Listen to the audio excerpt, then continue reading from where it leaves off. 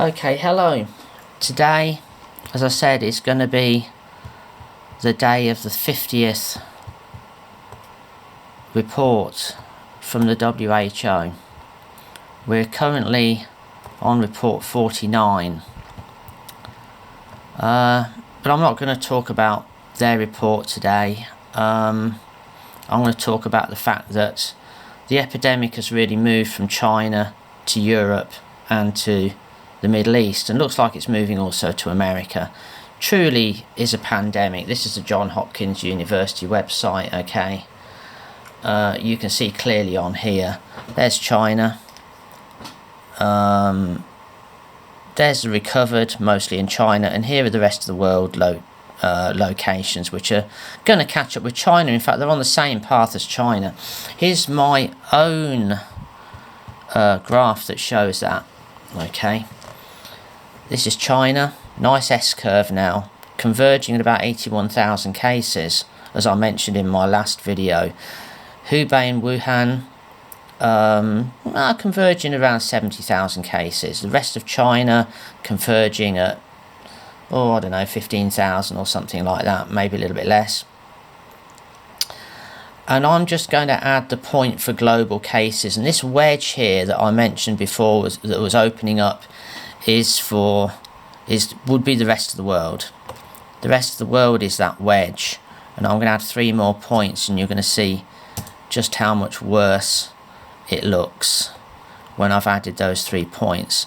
It's truly an exponential increase in the rest of the world. So this is China, and this lump is outside China. So you're going to get another curve like this outside of China, multiple curves probably, because this is a combination of lots of different nations.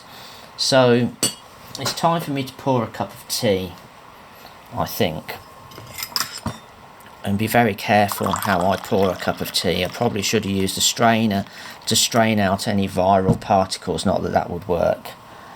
Okay, so I'm going to sip a cup of tea now. As I get really rather nervous, I'm kind of a shy person. I don't really enjoy, well, I kind of do in a way, and I don't, making videos.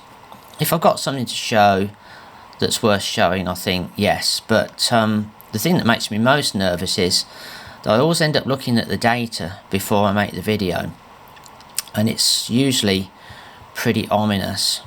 So I'm just going to look at the rest of world trends in this video. I'm not going to worry about the individual countries too much, except to say that essentially we have kind of disaster going on in the rest of the world. If you look at the rest of the world percentage daily increases, we had China, and this is a bit of a confusing graph now, so I'm going to show you the log graph, which is equally as confusing. But Hubei province in red, rest of China in black, Guangdong province in green, average for China in blue. Okay, all declining from 50% plus per day to 20 to 10 to 1 to 0.1% increases per day in the caseload. The rest of the world, though, outside of China, has been running constantly at 20%. Now there's 10%, there's a 10% line. That's the 100% line because it's a log chart. This is about 20%. And it's not really declining. It might be just starting to decline a tiny bit. But that is very, very ominous. So, I mean, China's just adding handfuls of cases every day, and the rest of the world is adding now thousands of cases every day. So it's where China was back here at the beginning of February, which is why you're getting that graph that I just showed you before. Let's have a quick look at some more charts. I think what I'm going to do is I'm going to go to my thing here, which is a bunch of charts. Some of them are quite nasty. So Okay, there's a similar chart. This one actually does show the rest of the world, which is this bit, on its own at the bottom. The rest of the world should have been analogous to the rest of China outside Hubei. The disease went from here, from Hubei to China, rest of China. The rest of China dealt with it. It then went to the rest of the world, and the rest of the world has not dealt with it because it's on the same path as Hubei. These were the first people.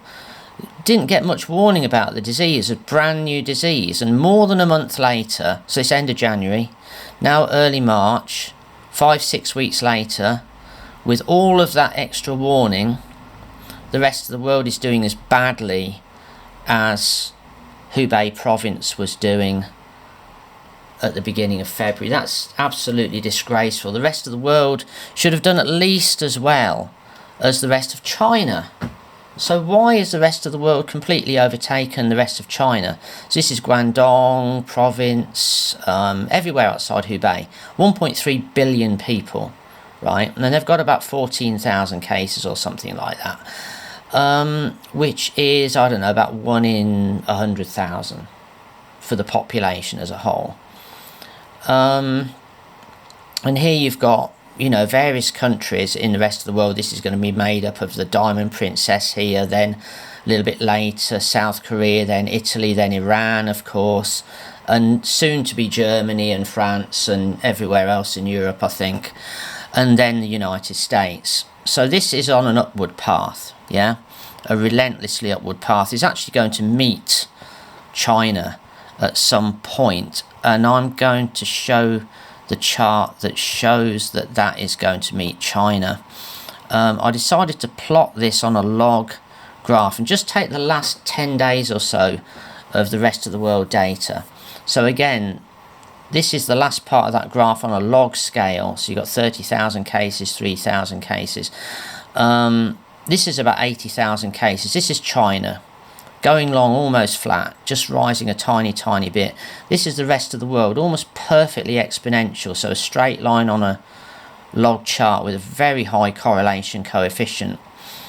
9th of March, yesterday's data, okay? That is the rest of China. This is the rest of the world outside China, rising very fast. On this trend, it will overtake China on the 15th of March at 80,000 cases.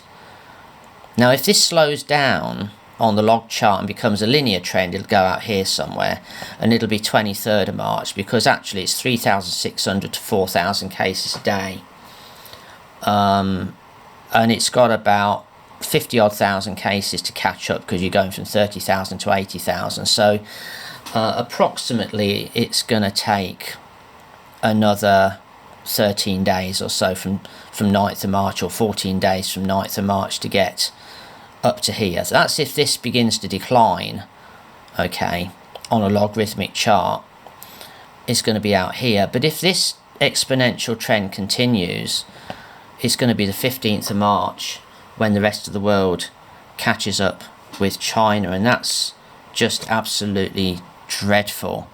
And then surely the WHO will call it a pandemic once the rest of the world has more cases than China. That's just appalling. Let's have a look at new cases, daily new cases, okay? Daily new cases now 4,000 worldwide. But the rest of the world new cases daily are almost that number, 4,000. 3,947, I think, yesterday, or something like that, which was equal to the peak that China had on the 5th of February, actually, when their daily new cases peaked. Their daily new lab-confirmed cases peaked on the 5th of February at about 4,000. So the world is doing as badly as China was on the 5th of February. Meanwhile, China, this purple line, is kind of rapidly going down towards zero. This is 500. So, I mean, fewer than 100, maybe 50 or less new cases a day. 4,000 for the whole world, and 3,950 for the world outside of China. So all the new cases now, virtually, are from the rest of the world. And that's true for the new deaths too, unfortunately. Okay, let's just save that as something. Okay, here's the trend for China. Here was my forecast trend for China, which gives me my forecast of 81,000 cases for China. The rate of change has been falling. I started forecasting about here. It's been consistently falling ever since at the predicted rate. And my forecast for China has always been about between 80,000 and 90,000 cases since back here somewhere. Okay, and the forecast for the deaths has always been somewhere between 3,000 and just over 4,000. It's currently standing about 3,400, as I mentioned in the previous video. So this is the graph, which is very, very consistent over more than 40 days, both for the deaths in red and for the cumulative cases in blue. So it's a good method of forecasting, I think. It's been very, very consistent, even since like the 12th of February, even despite when they added all of these, about 15,000 clinically diagnosed cases. It didn't really make much difference to the forecast. It just added 15,000 to the forecast. And then the forecast just carried on with remarkable consistency, actually, to be quite honest. Now, if you had an exponential or polynomial or parabolic rise, which you haven't had because you've had an S-curve for China, for instance, okay, you would have been at 100,000 cases by day 30, which would have been about the middle of February. So obviously China slowed down, okay, and this is what the rest of the world must do, but it's showing no sign of it whatsoever. Here's a linear chart again of the percentage increases per day in China of deaths and new cases. So that shows you actually it started off kind of 50 or 60% per day, and it's an exponential decay with a half-life. Okay, so you go from about, let's say, 40% change a day to 20% in a certain amount of time, from 20 to 10% in about the same amount of time, from 10 to 5, from 5 to say 2.5, this is the 10% line, this is 0, and from 2.5 to 1 and a bit, and then you're sticking around now, 1% or less per day. So as long as that continues to decline, the forecast for China at 81,000 cases will work. Okay, and here's a log version of the percent daily changes again, but this is for different parts of China and for the rest of the world, and it shows you just how badly the rest of the world is doing. Okay, red is Hubei, that's the epicenter, down below 0.1% now from almost 100%, 50% up here, going down past 10%, past 1% to 0.1 or less.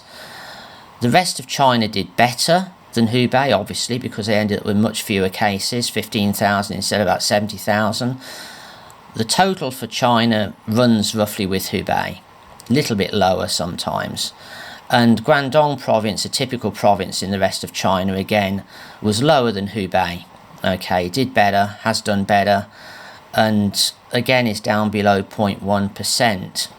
But the rest of the world, in grey, has been going along at 20% per day and is hardly slowing at all. Now this made me think, well, hang on a minute. If China had about 20,000 cases when their rate was about 10% per day, and the rest of the world now has 20,000 cases plus, and it's at 20% per day, it looks like the rest of the world is actually doing worse than China, and we really have a pandemic on our hands. So this